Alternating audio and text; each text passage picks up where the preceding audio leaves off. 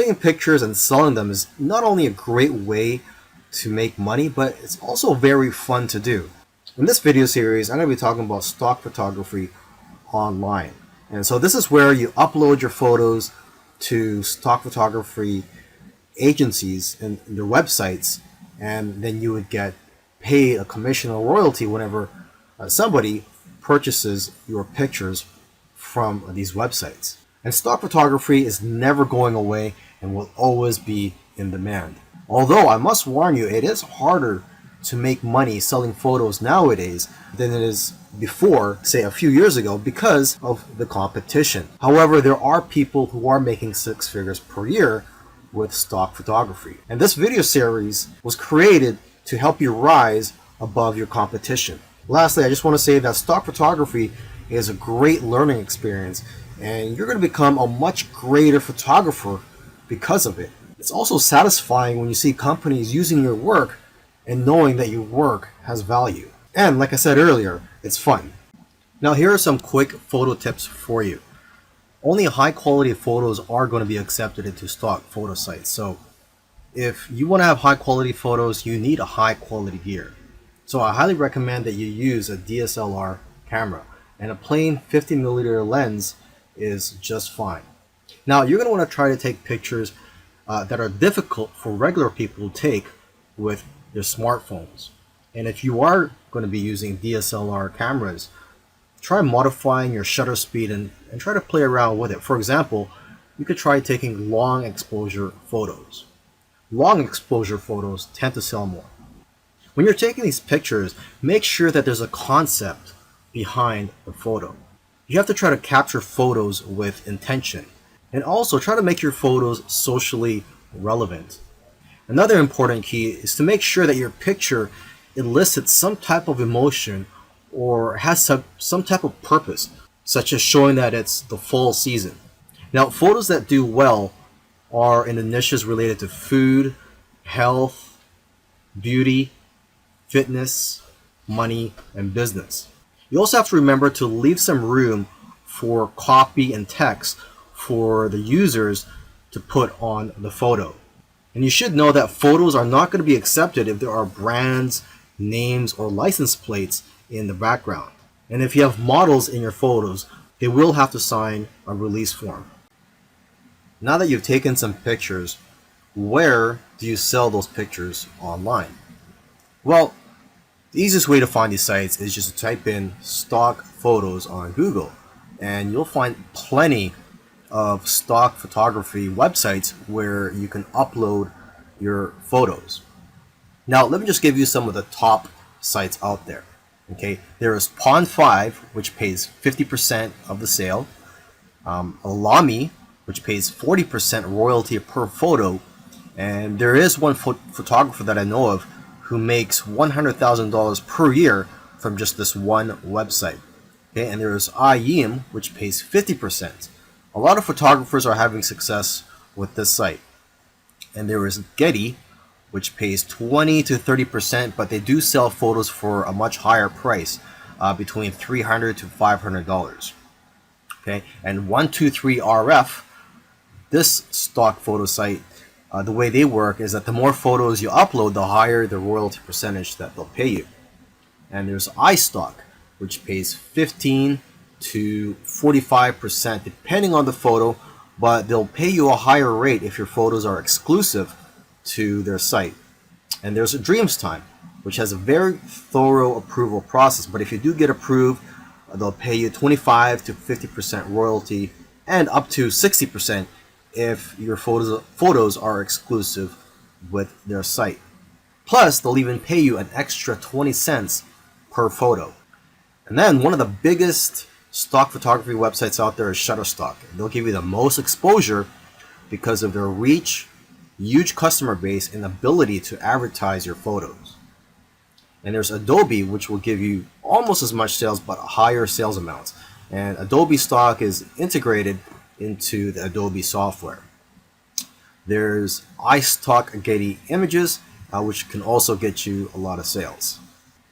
Now, what I usually do advise to photographers is to stay away from some of the larger stock agencies such as Shutterstock, iStock, etc.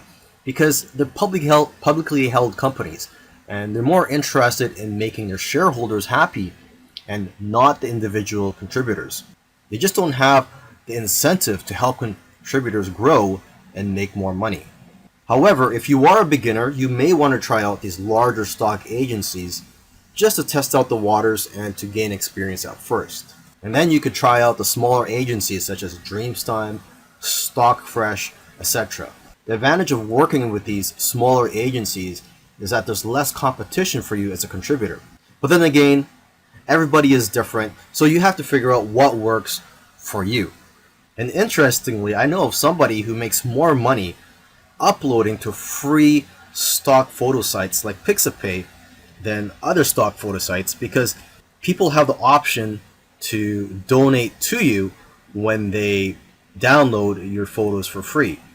In the previous video where I spoke about where to sell your photos online, I forgot to mention that you could also sell your photos directly from your phone, and there are a few apps available for that, but the most popular photo app right now is one called Heap. And with Heap, you download it, and I believe it's available both for the Android and the iPhone, and you get 50% of the sale. But you can make more money by joining what they call missions on Heap, and these missions are sort of like projects for brands and other companies.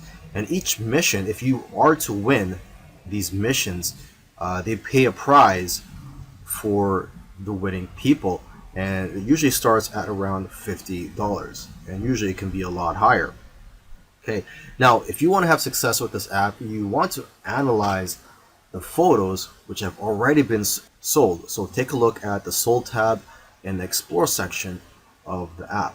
I also recommend that you analyze the profiles of people who have won missions or sold a lot of photos, as they usually have a lot of good photos which can give you ideas. And lastly, you could create a profile on Heap and follow people. So you can follow other photographers and they could follow you, and you guys can share tips with each other and be more successful in the long run.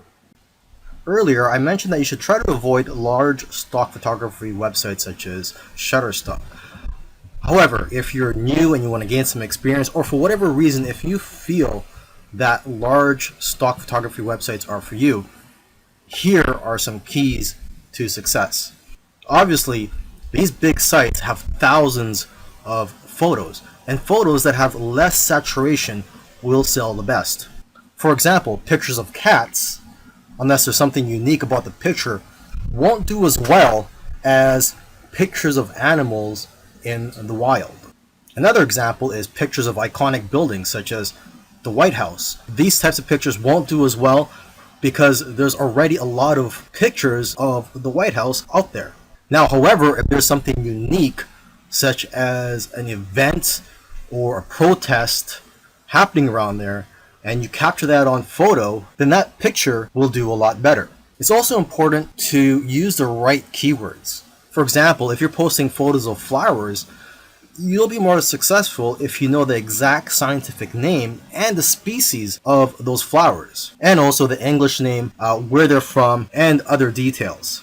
And from what I've seen, the best-selling images are the ones with themes such as Christmas, Halloween, Easter, etc. And new images usually sell better than old images, simply because old images tend to get buried in the search results. In the last video, I gave some tips on how to be successful if you were to upload to those larger stock photography websites. Now in this video, I want to give some tips on how to be successful just in general. So these tips will work whether you decide to go for the smaller stock photography websites or the larger stock photography websites. To start off with, you cannot be a generic photographer and make money with stock photography. To be successful, you have to niche down. You cannot be too broad. So you have to be very specific and also good at what you do. For example, portraits of people are always popular. So if you can focus on that, you'll probably do well. You should also stay in tune with what's going on in the world. People who are talking about the popular topics of today need images to support what they're saying. And if you are going to be uploading to multiple stock photography websites, you can use an app called MicroStalker for tracking your sales across multiple agencies. And lastly, if you're consistent, you'll increase your chances of being successful with stock photography. You'll do best if you upload a small amount of photos consistently.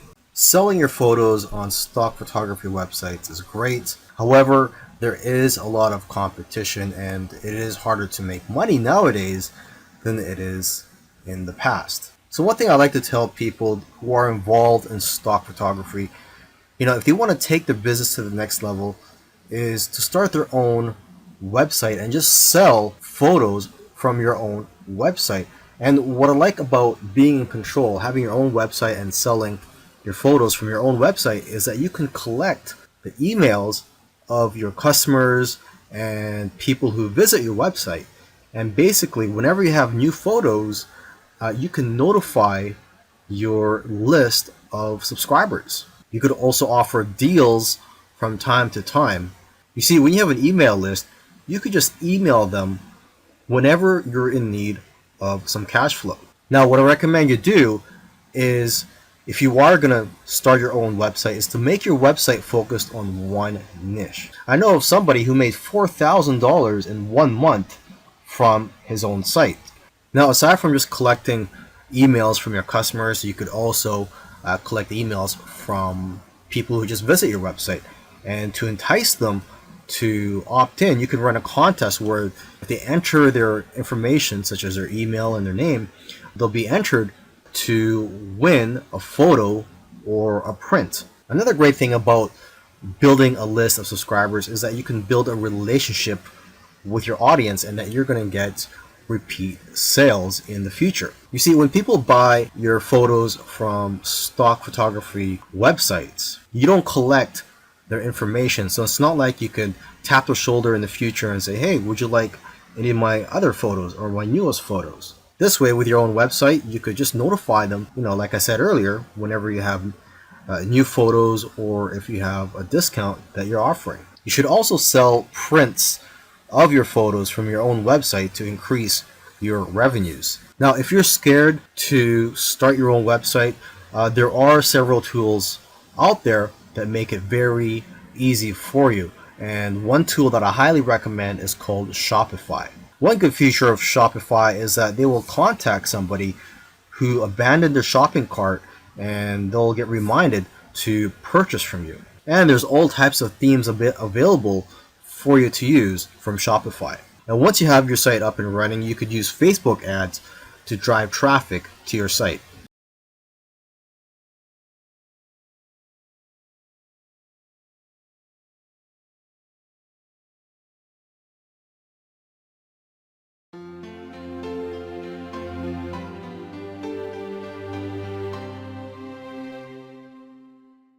Welcome to the latest and very easy to apply YouTube Marketing 3.0 video training, designed to take you by the hand and walk you through the process of getting the most out of YouTube for your business. I'm very excited to have you here, and I know that this will be very helpful for you. This exclusive video training will show you step by step, topic by topic, and tool by tool which you need to know to dominate YouTube marketing in the easiest way possible, using the most effective tools and in the shortest time ever. This video training is comprised of 20 HD training videos organized into 4 sections. This is exactly which it's time for you to start getting the most out of YouTube marketing. I know you'll love this training.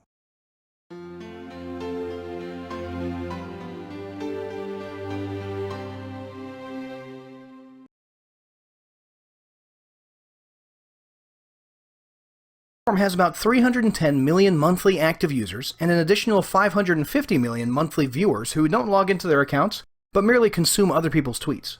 About 1/3 of all US social media users are on Twitter, and 80% of active users access the site via mobile. Somewhere around 500 million tweets are sent per day, which adds up to about 6,000 tweets per second. Businesses haven't missed out on the utility of Twitter. About 65% of US companies who have 100+ employees are marketing on Twitter. There's good